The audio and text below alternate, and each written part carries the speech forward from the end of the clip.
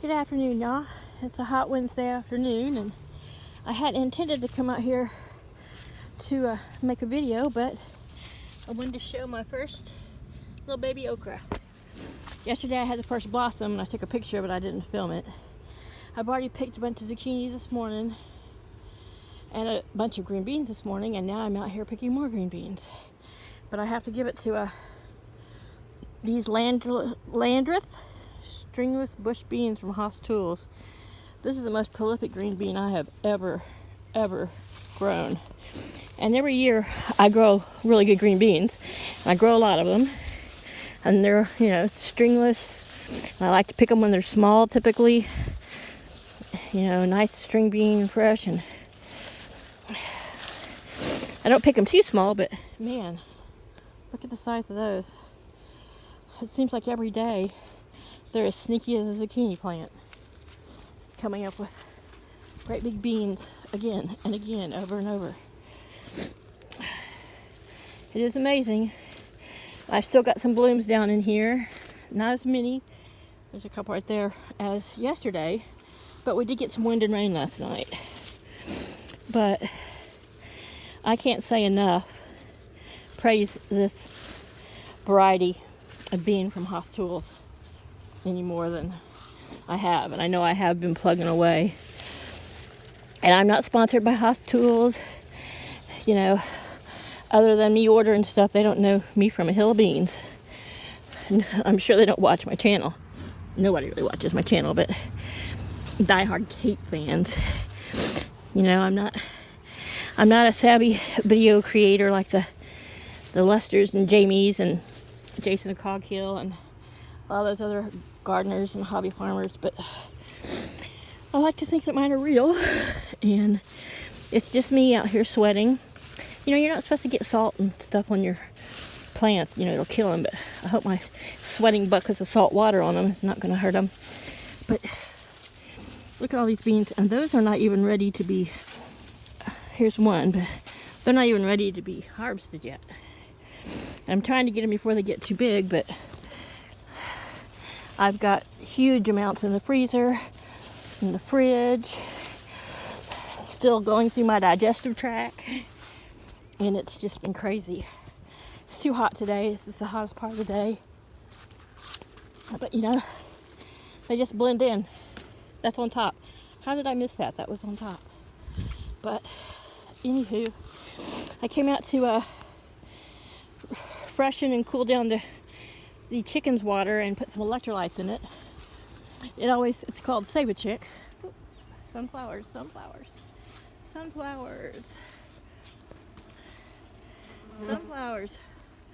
I already picked some cucumbers this morning. Some little cucumbers, but I've got to show this Armenian one. Oh my goodness. Sneaky cucumbers too.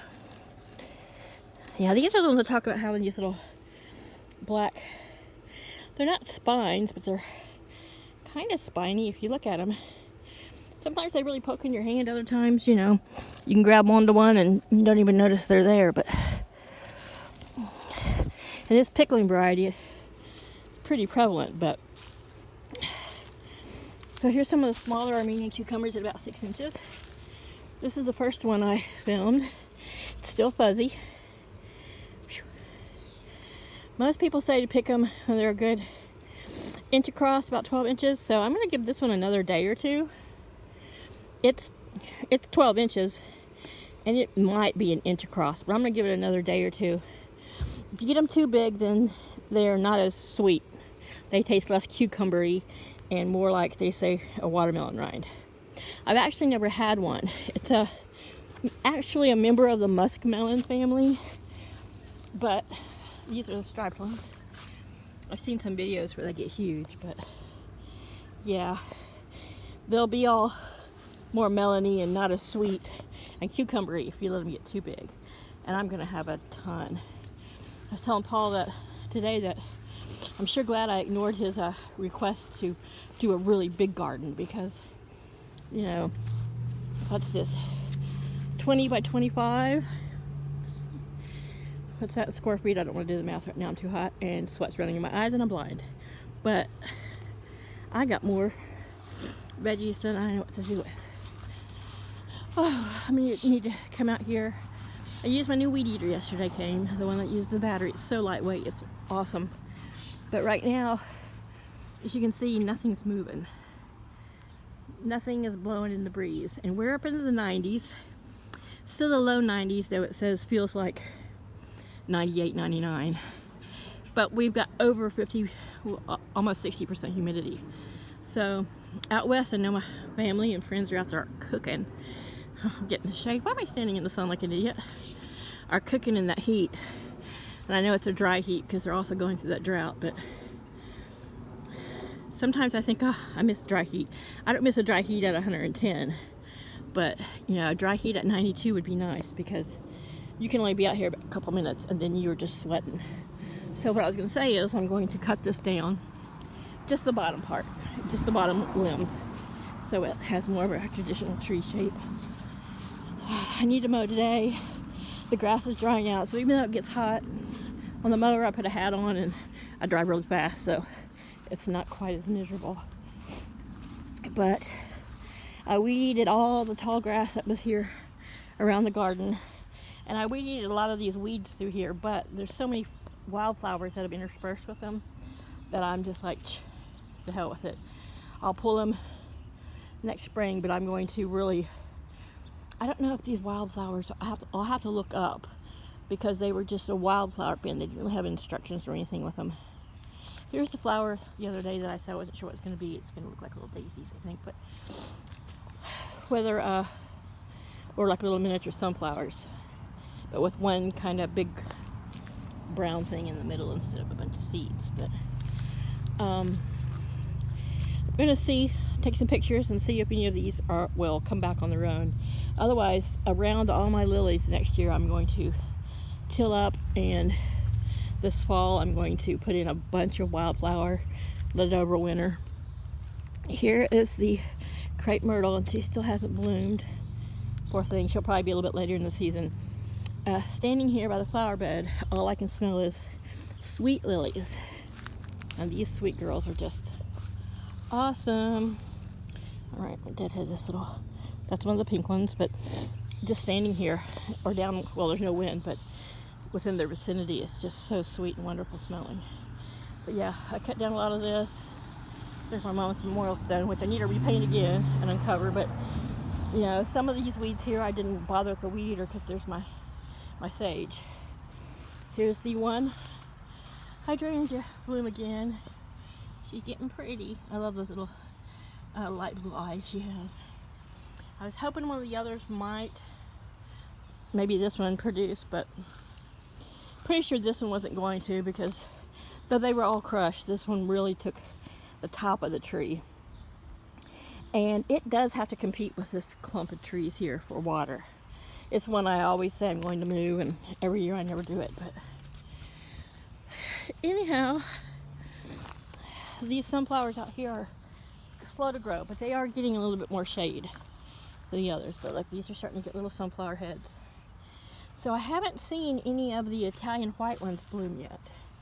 I've had yellows, and I have that mauve rose color, but I haven't seen anything else yet. So we'll see.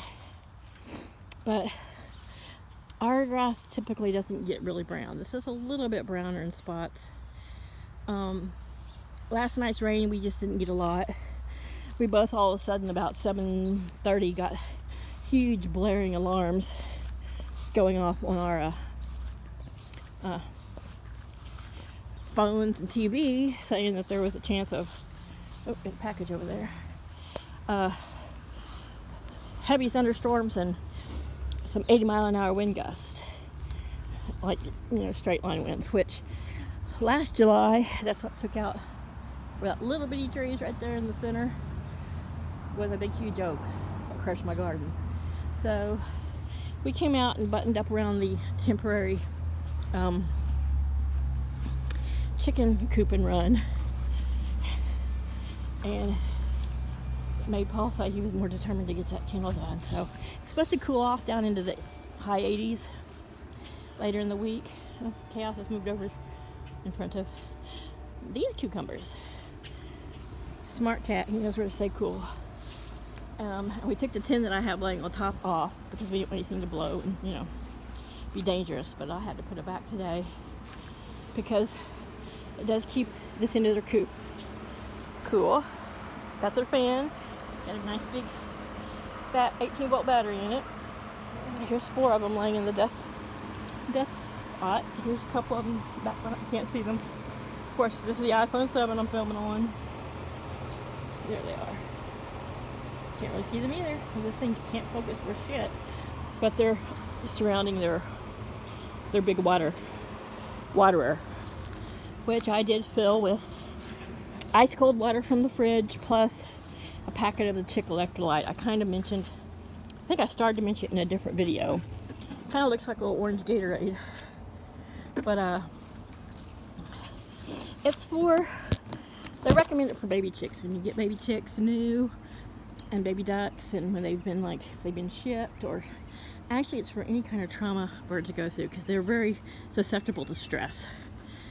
So traveling stress, heat stress, if there's been a predator attack, not necessarily they've been attacked, but the stress of being near an attack. So, and with this heat and humidity, I know they don't sweat like we do, but I can't help but to provide them with as much good things as I can. We're supposed to hit our peak in the 90s tonight, not till about 6 p.m. Not crazy, that's when it should be cooling off. But so the water, of course I watered the garden yesterday.